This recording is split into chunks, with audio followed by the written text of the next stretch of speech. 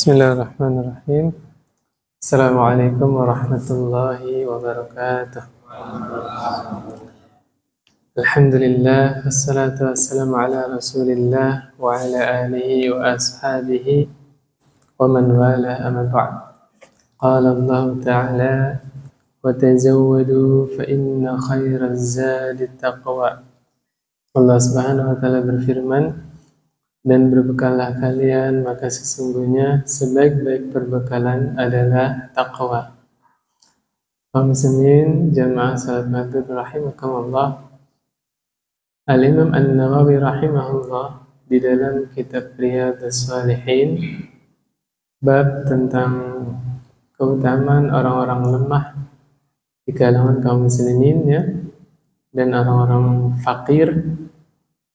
Beliau membawakan surah Al-Kahfi ayat 28. Kata Allah Subhanahu wa taala, "Wasbir nafsaka ma'al ladzina yad'una rabbahum bil ghadati wal 'ashiyyi yuriduna wajhah."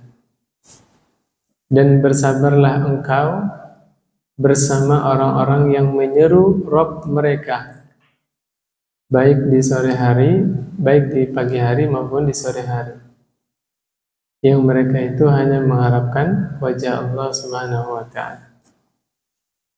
Menyeru Allah di sini maknanya adalah yang pertama berdoa kepada Allah. Senantiasa berdoa kepada Allah. Senantiasa beribadah kepada Allah. Juga mengajak orang lain untuk beribadah kepada Allah Subhanahu wa taala. Berarti bisa kita maknai yad'una rabbahum di sini adalah bersama orang-orang yang berbuat baik dan mengajak orang lain untuk berbuat baik. Kalau kita jeli, ayat ini bisa dibilang unik ya. Uniknya di mana? Biasanya kita disuruh bersabar terhadap gangguan orang jahat. Orang zalim ke kita baru sabar, ya enggak? Tapi di sini Allah nyuruh kita sabar kepada orang baik. Bener nggak, Pak? Biasanya kan kita suruh sabar kalau diganggu, kalau dijahatin. Yang sabar ya. Kalau ditimpa musibah yang sabar. Nah, punya teman yang baik emang musibah nikmat kan? Kata Allah suruh yang sabar. Maknanya apa? Ternyata ada orang-orang yang tidak sabar terhadap temannya yang lurus. Contoh, kalau kita temenan sama seseorang nih, ini orang saklek, Pak. Apa-apa nggak boleh. Musik haram, riba nggak boleh. Ngobrol sama perempuan nggak boleh. Apa-apa nggak boleh, apa-apa haram. Bener nggak, Pak? Nah, kalau ada kita punya teman model begini, kata Allah, sabar. Bahasanya gini, Pak, pegang, jangan sampai lepas. Teman model begini ini jarang. Dan biasanya teman yang lurus begini, justru dialah yang murni cinta kepada kita. Nanti terbukti ketika kita lagi susah, kita lagi dapat masalah, dia yang datang. Kenapa? Apa yang bisa saya bantu? Sedangkan teman-teman yang lain datang ketika ada udang di balik bakwan. Biasanya jarang muncul, tiba-tiba muncul itu ya basa-basi, ngelus-ngelus dengkul itu, Pak. Ada uang yang nggak kepake nggak? Iya nggak, Pak? Nah, itu ya. Makanya Allah tegaskan orang-orang model begini nih yang lurus, yang senantiasa beribadah kepada Allah, mengajak orang lain beribadah kepada Allah. Kata Allah, yuriduna wajhah. Mereka itu, Allah tazkiyah, Allah rekomendasi. Mereka itu hanya mengharapkan wajah Allah. Pertemanan dengan orang model begini itu murni karena Allah SWT. Nggak ada kepentingan pribadi dan golongan, nggak ada. Subhanallah. Sampai kata Allah, wala ta'du 'ainaka anhum turidu zinatal hayatid dunya. Jangan sampai engkau berpaling dari mereka dengan sebab engkau mencari keuntungan dunia. Karena biasanya orang yang nggak tahan sama teman yang model begini yang lurus, ya meninggalkan teman ini biasanya dia lebih mengedepankan duniawi. Kita kalau temenan sama orang ini, ngajaknya ke masjid, ngajaknya pengajian. Ya. Saya tanya, Pak, Bapak pengajian, untungnya apa? Dikasih duit sama DKM. Salat berjamaah untungnya apa? Kotak amalnya dibagi sama jamaah salat maghrib? Tidak kan? Nah, orang yang nggak tahan sama teman yang model ini biasanya dia yang mengejar dunia. Makanya Allah ingetin, jangan berpaling dari orang model begini dengan sebab engkau mengharapkan keuntungan dunia. Allah tegaskan lagi, wala tuti' man aghfalna qalbahu an dzikrina. Dan jangan engkau menuruti orang-orang yang hatinya lalai dari mengingat Allah Subhanahu wa taala. Bahasanya gini, Pak. Kalau kita berpaling dari teman yang lurus ini, ya, cari teman yang lain. Bahasanya bisa jadi teman yang berikutnya ini, ya, itu adalah orang yang hatinya dilalaikan dari berzikir kepada Allah Subhanahu wa taala. Wattaba'a hawahu wa kana amruhu furuta. Dan orang yang lalai dari zikir kepada Allah, mereka adalah orang-orang yang mengikuti hawa nafsu. Demi Allah, Pak. Ada orang itu modelnya, hidupnya di dunia itu hanya yang dicari pelampiasan syahwat, Pak. Ayo, kita pengen apa? Pergi kemana? Bener nggak? Di sana tuh ada makanan enak. Begini-begini aja. Ayo, wah, rombongan sampai nyater bis sampai keluar kota, ya. La ilaha illa anta subhanaka inni kuntu minaz zalimin. Kata Allah, wa kana amruhu furuta. Dan keadaan mereka itu sudah melampaui batas. Yaitu orang yang kehidupannya hanya mencari dunia, hatinya dipalingkan dari berzikir kepada Allah, kemudian sehari-harinya disibukkan hanya untuk melampiaskan hawa nafsunya saja, mengikuti hawa nafsu. Nah, ini ayat yang dibawakan oleh Imam An-Nawawi rahimahullah. Ini Al-Kahfi ayat 28, Pak. Nanti Bapak baca lanjutannya di rumah aja. Al-Kahfi ayat 29-nya. Wah, itu mantap itu, Pak. Faman syaa'a falyu'min wa man syaa'a falyakfur. Kata Allah. Siapa yang mau silakan beriman, siapa yang mau silakan kafir. Allah yang bilang, Pak. Nah, nanti dibaca aja sendiri. Ayat 29 Al-Kahfi. Maksudnya apa nanti, ya? Kemudian kata Rasulullah sallallahu alaihi wasallam, ini hadis dari sahabat bernama Harithah ibni Wahab. Dia berkata, ya, radhiyallahu anhu, sami'tu Rasulullah sallallahu alaihi wasallam, aku mendengar Nabi Muhammad SAW bersabda, ala ukhbirukum bi ahlil jannah. Kata Nabi, ya, maukah aku kabarkan kepada kalian siapa itu penghuni surga? Siapa, Pak? Coba kalau kita ditanya, mungkin anak kita lah nanya ke kita, ayah, penghuni surga itu orang yang bagaimana sih? Jawabnya gimana, Pak? Kata Nabi, kullu dha'ifin mutadha'ifin. Bismillah. Alhamdulillah. Apa kata Nabi? Setiap orang lemah dan dianggap lemah. Subhanallah. Ini rekomendasi dari Nabi. Penghuni surga adalah setiap orang lemah dan dianggap lemah. Bahasa Jawanya apa, Pak? Kere, melarat, dianggap lemah kan? Disepelein sama orang kan? Apa kata Nabi? Lau aqsama 'ala Allahi la abarrah.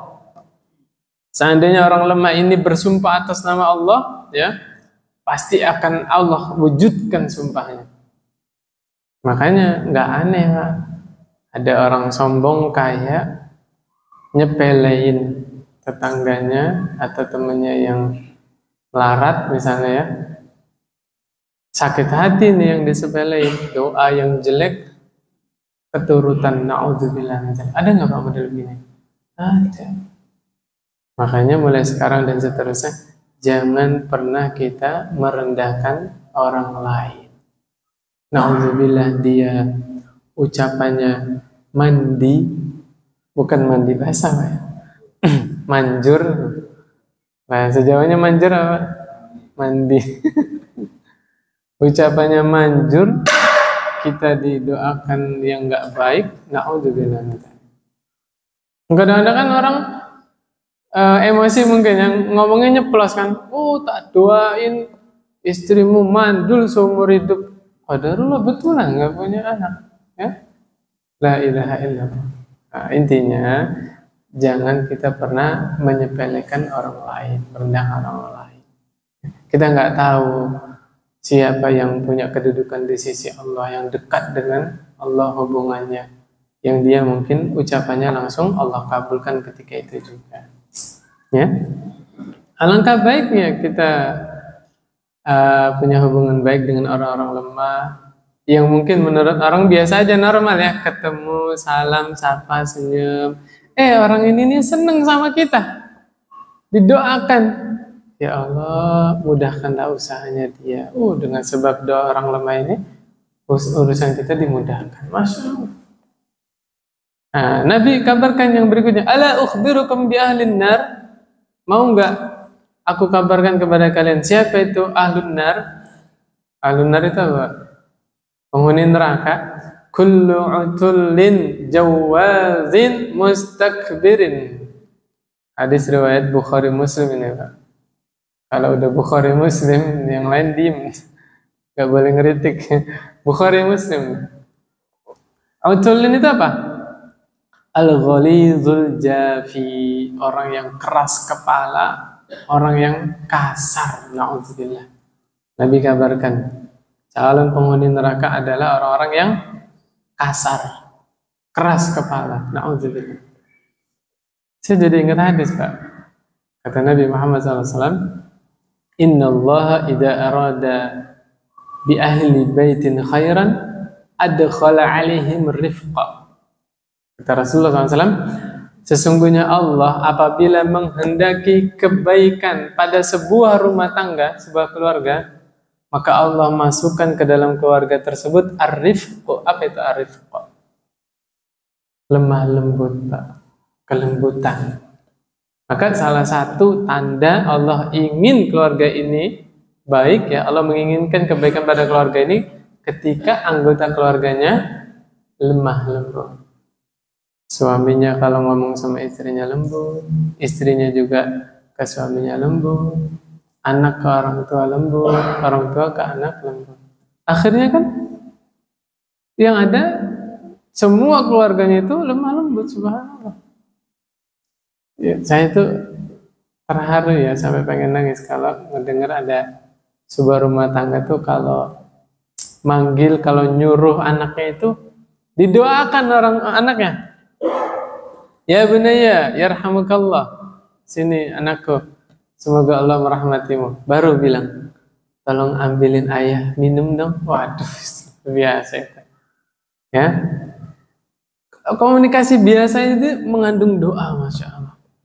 Sudah cukuplah ketika Nabi mensunnahkan sunnah-sunnah bersin. Coba di sebuah rumah tangga, istrinya bersin, alhamdulillah. Suaminya dengar kan? Yarhamukillah. Sama istrinya apa jawabnya? Yahdikumullahu wa yuslihu lakum. Waduh, masya Allah. Coba Pak, kita cermati maknanya Pak. Si istri bersin kan?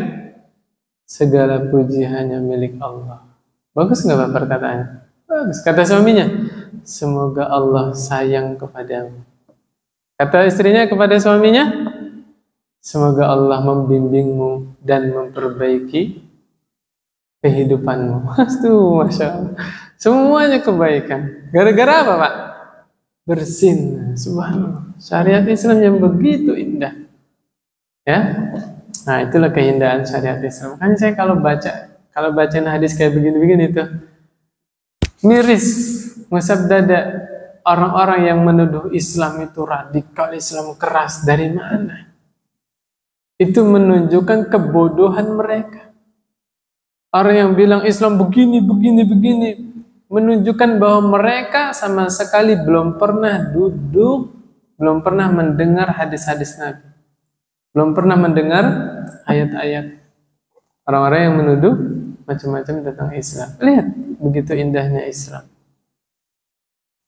Suatu ketika Nabi Muhammad SAW sama sahabat didatangkan tawanan, Pak. Tawanan perang. Ingat gak hadis ini, Pak? Di antara tawanan itu ada seorang ibu yang panik, bingung cari bayinya. Bayinya hilang, Pak. Ketika lagi begitu, ketemu bayinya. Oh, ibu ketemu anaknya. Masya Allah. Bapak, kalau anaknya hilang, gimana, Pak? Panik kan? Ayah, apalagi ibu. Saya yakin kasih sayang ibu itu lebih besar lagi daripada seorang ayah ya. Karena ibu kan hamil ya, kemudian melahirkan, merawat dan seterusnya. Ini bayi ini didekap, Pak, langsung disusuin, langsung didekap. Nabi nanya kepada sahabat, nah, mungkin nggak ibu ini bakal ngelempar bayinya ke dalam api? Mungkin nggak, Pak? Mustahil. La wallahi, kata para sahabat, demi Allah tidak mungkin ya Rasul. Apa kata Rasulullah? Lallahu arhamu bi'ibadihi min hadihi biwaladiha. Paham, Pak? Belum ya? Belum diterjemahin. Kata Rasulullah SAW, sungguh Allah lebih sayang kepada hamba-hambanya ketimbang kasih sayang ibu ini ke bayinya. Oh, subhanallah. Ini kabar gembira buat kita semua. Kalau seorang ibu tidak mungkin melempar bayinya ke dalam api, Nabi katakan, maka Allah lebih sayang lagi kepada hamba-hambanya daripada sayangnya ibu kepada bayi. Nah, dari sinilah kita optimis. Insya Allah, Pak. Allahumma inni as'alukal jannah wa a'udhu bika minan nar. Ya, minta surga kepada Allah dan berlindung dari neraka Allah. Rahmat Allah itu luas, Pak. Di dalam hadis dijelaskan, Allah itu punya 100 rahmat, Pak. Ada berapa rahmat Allah? 100. Yang satu rahmatnya Allah limpahkan di kehidupan dunia, Pak. Jadi Bapak selama ini menyaksikan kasih sayang di mana-mana. Sampai hewan buas, Pak. Singa buas nggak, Pak? Makan orang kan singa tuh. Tapi singa yang betina, Pak, punya anak, sayang nggak sama anaknya? Sayang. Salah satu sebab rahmat Allah di alam semesta ini, yang pertama, hewan buas saja bisa sayang kepada anaknya. Hewan buas, Pak, yang dia karakternya itu kan berburu, karakternya makan daging, tapi tahu itu anaknya. Kemudian kasih sayang yang lainnya banyak di dunia ini. Itu baru satu rahmat. Yang 99 lagi, nanti di akhirat Allah limpahkan semuanya, Pak. Luar biasa. Saya lupa ayatnya ya. Al-Ahzab atau surat apa itu? Yang di situ Allah terangkan, nanti di surga, para penghuni surga itu Allah cabut di dalam dadanya, namanya ghil. Tahu ghil nggak, Pak? Ghil itu semacam hasad, iri, dengki di dalam hati. Itu Allah cabut, Pak. Jadi penghuni surga itu betul-betul hatinya bersih. Tahu nggak, Pak, saking bersihnya bagaimana? Hah? Setiap penghuni surga yang laki-laki, Pak ya, Allah kasih istri minimal 2, Pak. Dan di surga tidak ada saling cemburu. Masya Allah. Jadi Allah cabut, Pak. Makanya dulu ada pengajian Ustadz Firanda ya, ada ibu-ibu nanya ke Ustadz, Ustadz, boleh nggak saya berdoa kepada Allah supaya nanti di surga suami saya tuh istrinya saya doang, nggak boleh sama yang lain? Apa jawab Ustadz Firanda? Ibu yang bertanya ini doa wanita penduduk dunia. Ya sah-sah aja doa gitu. Tapi kalau udah di surga lain cerita. Allah hilangkan itu Pak. Rasa cemburu itu nggak ada nanti di surga. Ya, bahkan di dalam riwayat yang lain dijelaskan bidadari surga itu meluk, meluk kita lah ya, insya Allah ya. Bidadari surga itu meluk penghuni surga kaum muslimin ya, sampai 70 tahun Pak, dipeluk sama bidadari. Masya Allah. Nggak ada Pak di surga, nggak ada pegel Pak. Di surga tidak ada lelah, tidak ada penat, tidak ada pegel, nggak ada Pak. Nggak ada lapar. Ma fiha illa na'im. Tidak ada di dalam surga kecuali nikmat. Hanya ada kenikmatan. Tidur aja nggak ada loh Pak. Kenapa tidur nggak ada di surga? Tidur itu saudaranya mati. Orang tidur gara-gara apa? Ngantuk. Di surga nggak ada ngantuk Pak. Ngantuk kan biasanya capek ya, kelelahan kerjaan. Di surga nggak ada lelah, nggak ada capek. Kenapa? Kok cuma 70 tahun doang? Gantian sama yang lain. Bukan gara-gara capek, Pak. Yang lain juga kok pengen gitu, Mas. Pokoknya nikmat pada surga. Ya. Setiap penghuni surga Allah perlakukan sebagaimana raja. Sering saya ceritakan. Penghuni surga itu dicerangkan di dalam banyak ayat di Al-Quran, duduk di dipan. Kemudian anak-anak kecil tawaf, ngelilingin kita Pak. Bukan tangan kosong, bawa nampan. Di atas nampan itu ada piring-piring, gelas-gelas dari emas, dari perak. Kosong Pak piringnya, penuh makanan apa aja yang kita inginkan. Dan kita pengen buah Pak itu. Buah di surga itu kan banyak Kak. Kita duduk di pantu banyak taman Pak, banyak buah. Kita pengen apa? Bahasanya Pak, kerentak di dalam hati ya. Kerentak kan? Batin. Itu buahnya langsung deket ke kita Pak. Subhanallah, dahannya itu langsung deket ke kita. Masya Allah. Coba kalau kita di dunia pengen mangga, cari kunci motor dulu kan. Atau kunci mobil pergi. Itu juga belum tentu dapat yang manis, betul nggak? Beda di surga kan? Makanya kita disuruh sabar sebentar doang ya? Sebentar aja. Kemudian berikutnya tadi apa Pak? Penghuni neraka dijelaskan sama Nabi, kullu utulin. Utulin itu apa tadi? Orang yang keras kepala dan yang kasar. Jawaz, apa itu jawaz? Al-jamu'ul manu'. Apa artinya? Jamu' itu dari jama'a. Manu' dari mana'a. Jama'a itu kan mengumpulkan, mana'a menahan. Ya, maksudnya adalah orang yang serakah lagi, pelit. Na'udzubillah min dzalik. Ini calon penghuni neraka, Pak. Udah serakah, pelit lagi. Ada hadis, memang hadisnya dhaif, ya, tidak akan berkumpul dalam hati seseorang pelit dan iman. Memang hadisnya dhaif, tapi secara makna betul, karena didukung oleh ayat ya. Surah Al-Hasyr ayat 9 Pak. Gimana ayatnya Pak? Kok saya lupa ya. Wa yu'thiruna ala anfusihim walau kana bihim khasasah wa man yuqa syuha nafsihi fa ulaika humul muflihun. Kata Allah ya, siapa yang dijaga dari sifat bakhil ya, syuh, sifat pelit, maka mereka adalah orang-orang yang muflih. Muflih itu apa? Muflih itu artinya bejo Pak. Apa bejo itu? Muflih bahasa Arab, bahasa Jawanya apa? Bejo. Oh, berarti bagus yang namanya bejo ya. Masya Allah. Gitu. Jadi didukung dengan ayat. Jadi ada hadis-hadis yang memang secara sanad dhaif, tapi maknanya sahih. Gara-gara apa? Didukung sama hadis lain yang sahih atau didukung dengan ayat yang lain.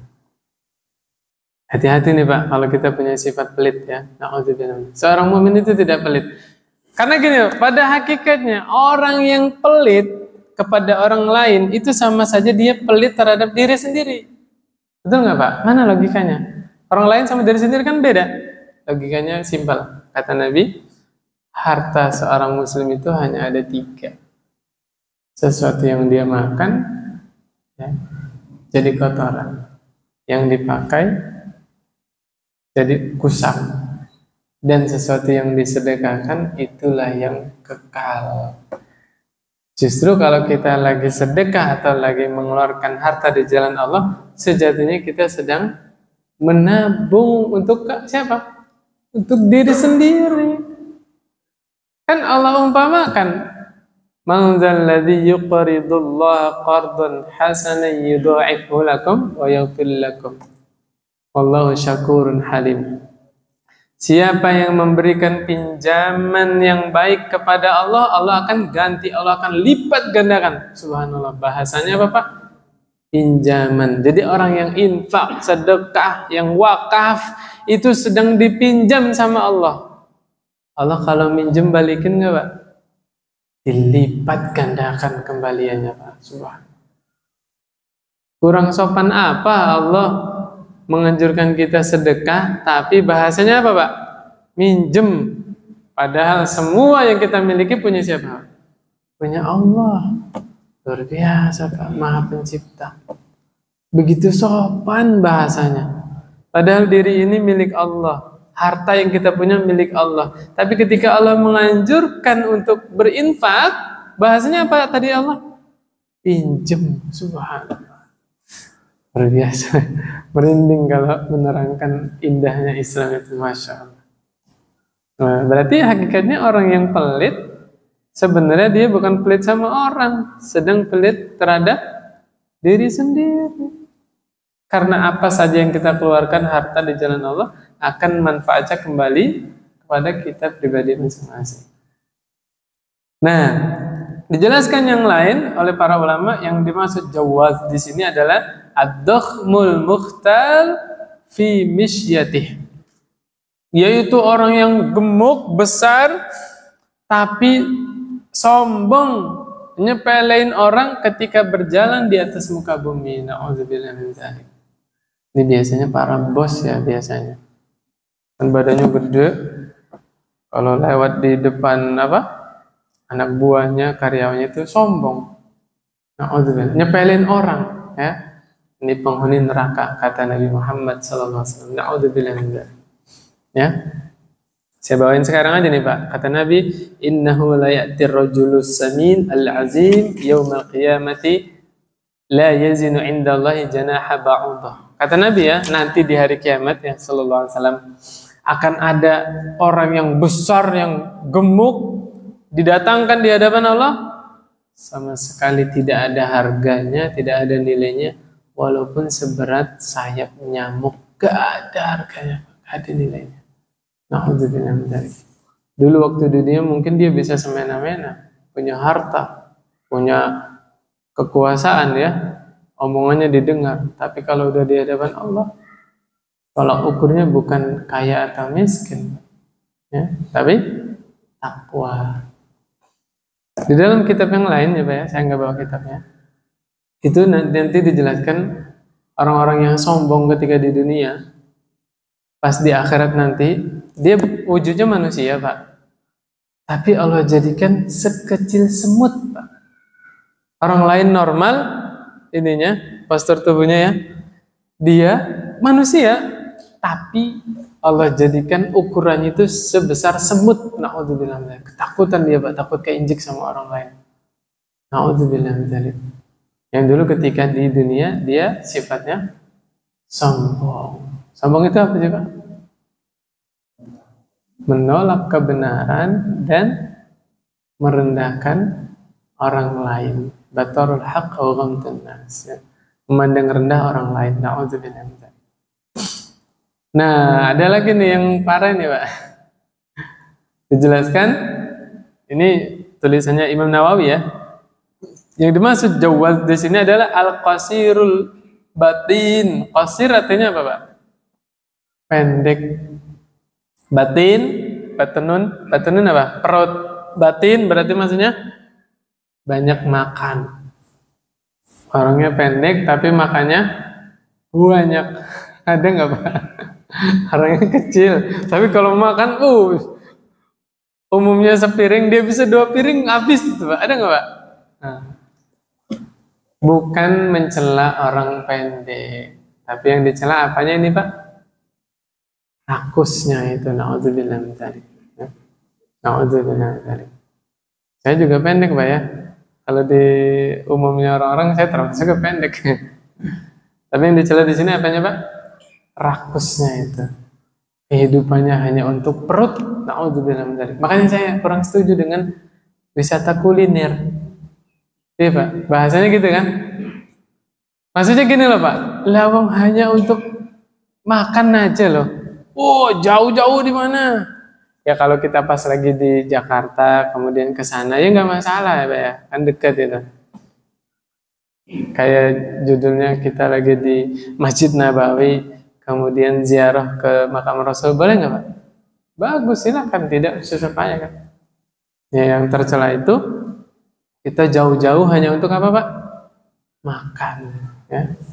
La ilaha illallah. Kemudian berikutnya, di sini Nabi sedang berdua dengan sahabat Sahal ibnu Sa'id As-Sa'idi, punya kunyah Abul Abbas ya. Tiba-tiba ada orang lewat Pak.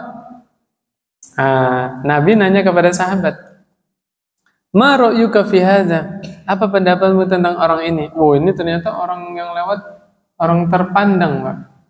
Kata sahabat, "Rajulun min asyrafin nas." Ini orang mulia dari kalangan manusia, semulia-mulianya orang. Ya. Demi Allah, ini orang kalau ngelamar pasti diterima. Kebayang nggak Pak? Bagaimana orangnya? Ngelamar siapa aja pasti diterima nih sama orang ini.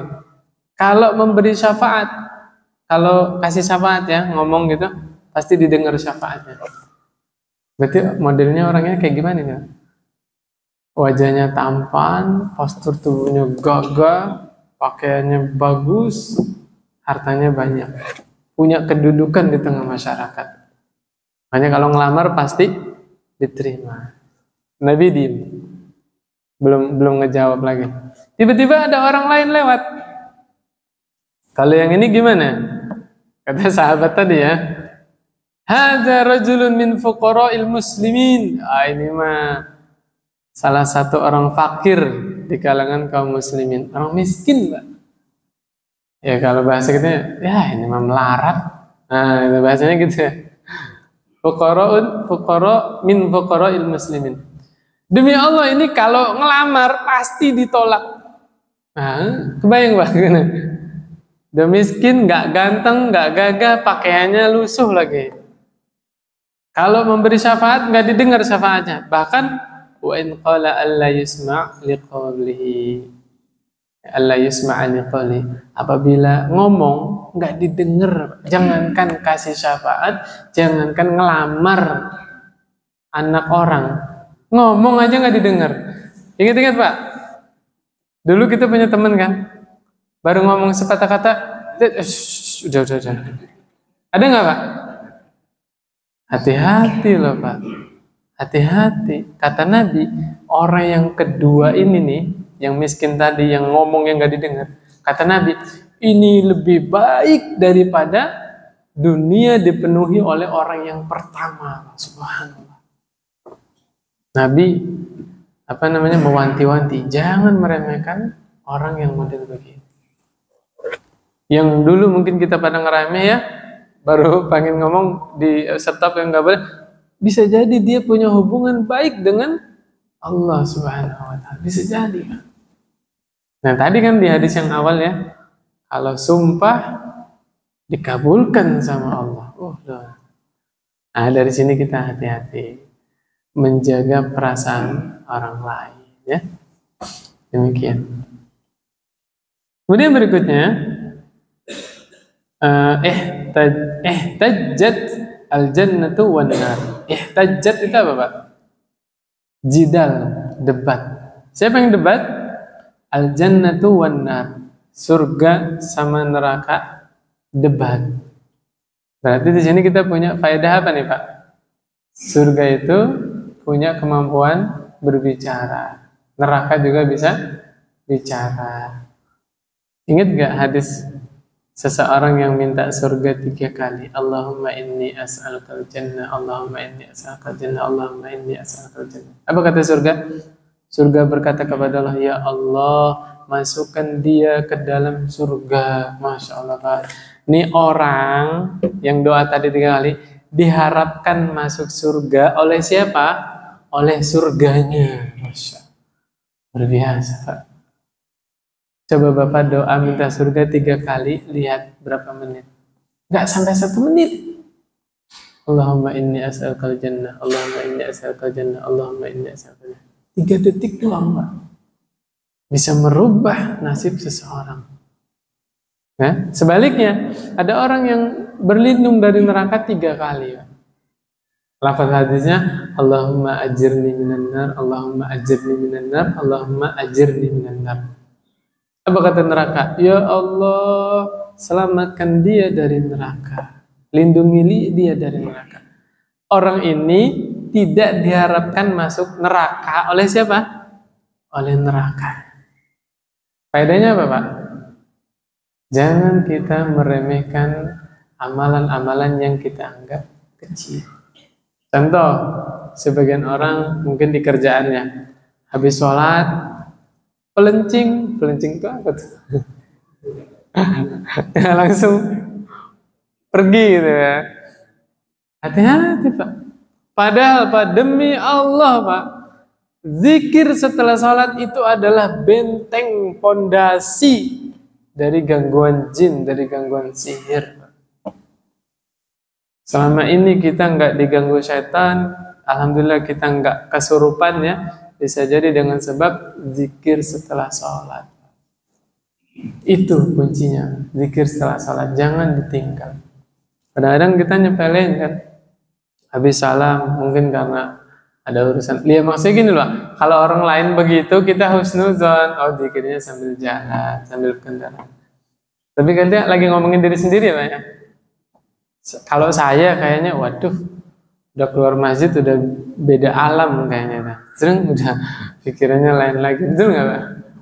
Nah, maka jangan menyepelekan ibadah-ibadah yang ringan ya. Bahasanya kan simpel Pak ya, zikir itu kan simpel. Tapi di sisi Allah itu bukan perkara yang ringan ya. Apa yang didebatkan oleh neraka dan surga? Neraka bilang gini Pak, Fiyya al-jabbarun wal mutakabbirun. Di dalam saya, di dalam neraka berarti ya, itu isinya orang-orang jabbarun. Orang gimana Pak? Orang yang semena-mena, yang nggak ngotak kalau ngerugiin orang lain, itu jabbarun namanya Pak. Yang suka maksa, suka menzalimi orang, betul nggak Pak? Jabbarun. Saya tanya Pak, yang suka begal itu mikir nggak dia Pak? Kalau mikir nggak jadi begal Pak? Iyalah. Coba dia mikir nih, sebelum begal dia mikir, saya punya keponakan. Kalau keponakan saya dibegal, saya terima nggak? Iya nggak Pak? Saya punya anak saya kerja di luar nih misalnya, pulang malam, anak saya dibegal, rela nggak Pak? Demi Allah Pak, kalau begal itu mikir kayak begitu, nggak jadi. Ingat nggak? Ada sahabat Nabi datang kepada Rasul, minta izin berzina Pak. Ya Rasulullah, izinkan saya berzina. Apa jawab Nabi? Bagaimana kalau ibumu dizinahi oleh orang? Bagaimana kalau istrimu dizinahi oleh orang? Bagaimana kalau adik perempuanmu dizinahi oleh orang? Orang itu langsung mikir. Kemudian sahabat tadi dipegang dadanya sama Nabi, didoakan kebaikan. Setelah itu hilang keinginan ingin berzina tadi. Bersyukur, berterima kasih kepada Allah, ditenangkan lagi dadanya. Nah, bahasanya begitu Pak. Sebelum kita menyakiti perasaan orang lain, coba kita digituin, mau nggak? Ini kita pengen menghina orang lain ya? Kita digituin, mau nggak? Orang tua saya digituin, terima nggak? Nah, Insya Allah kalau setiap orang berpikir sebelum berbuat, kayaknya aman di dunia. Kayaknya nggak ada polisi di sini. Seandainya setiap orang berpikir sebelum berbuat, sebelum berucap. Kalau mesin ini nggak mikir, Pak ya, langsung bunyi aja. Nggak bikin perasaan saya deh. Surga nggak mau kalah, Pak. Kata surga, fiya du'afa'un nas wa masakinuhum. Kalau di dalam saya, di dalam surga, itu isinya apa, Pak? Orang-orang lemah dan orang-orang miskin. Ini judulnya apa, Pak? Suruh berhenti. Padahal masih banyak ini, Pak. Masya Allah. Cukup sampai sini, Pak? Oke, sebentar dong, kayak ngobrol 5 menit, 10 menit. Selesai, Pak? Udah cukup? Gak ada yang tanya, Pak ya? Apa mau langsung komat aja, Pak? Azan dulu lah ya. Ya udah, kalau karena waktu ya yang membatasi kita, untuk malam ini kita cukupkan sampai sini dan kita tutup dengan doa kafaratul majelis. Subhanakallahumma wa bihamdik asyhadu an la ilaha illa anta astaghfiruka wa atubu. Assalamualaikum warahmatullahi wabarakatuh.